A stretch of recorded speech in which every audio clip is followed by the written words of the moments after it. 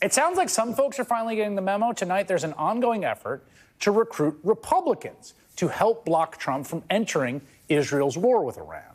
And the man leading that charge joins me next. More than a dozen members of the House have officially signed on to a resolution limiting Donald Trump's ability to order U.S. strikes on Iran. Exactly one of them is a Republican, Tom Massie of Kentucky, who co-sponsored the resolution with California Democrat Khanna.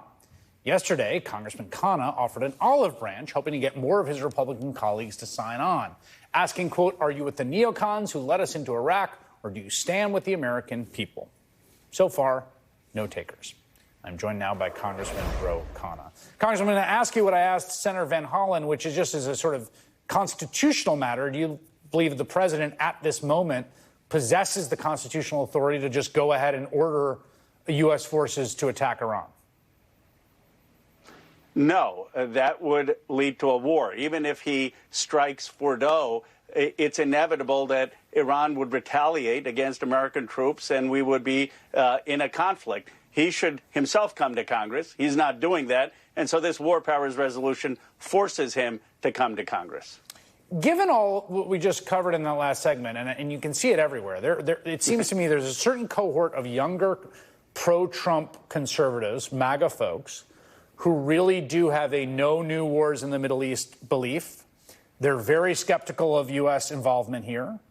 I don't know whether they have anyone in Congress other than Thomas Massie. Like, if you had to bet on the over-under of Republican co-sponsors here, what would be your bet?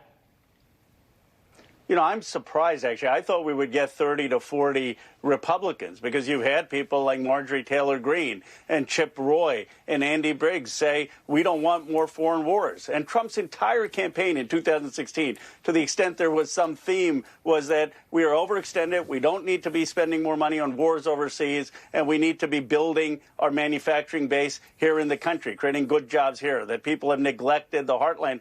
Look, there are actually 30 to 40%, in my view, of the MAGA base who believes that, who believes that globalization was a mistake in certain places and that we were overextended. I've been shocked that not a single one of these Republicans has gotten on the resolution. And the reasons they're giving is, well, we don't have a war yet. Well, isn't this the time that Congress should act? You want us to actually be in a conflict before speaking out? Since you mentioned this, I thought it'd be useful to show some polling, the first that we have on this. And again, this is early. I think these are fairly dynamic situations that can change. And obviously there are parts of, like, say, Fox News that are trying to change this. But this is the first polling we have. Economist YouGov. Among U.S. adults, should the U.S. military get involved in Iran? That's a big number. Yes, 16%. No, 60%. Don't know, 24%. Among Republicans, yes, 23%. No, 53%.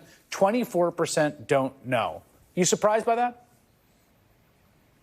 I'm not. I mean, this country is weary and exhausted of war. Frankly, I'd like the Democratic Party at least to be unified in calling for these resolutions, Senator Kaine, Senator Sanders, and mine in the House, to come for a vote. I mean, you should have Senator Schumer was frankly ambiguous in whether he wants to stand against this war. We need to be clearly positioning ourselves against the war. Now, some people will say, oh, there's support when you look at a strike on Fordo to take out the nuclear facility. It's more close in the polls. That's like if you had asked in the Iraq war context, do you want to take out surgically Saddam Hussein? I'm sure you would have gotten support for that. The problem is wars never end that way. Right. And it's inevitable. It will draw us into a messier war, and Americans don't want that. Why do you think it's the case? You mentioned Senator Schumer. Why do you think the case? I mean, you know, of the Democrats that have come out, of the Democrats that are on resolutions in the House and the Senate, I think we're at 31 of 32 are Democrats. So there's a huge partisan asymmetry here.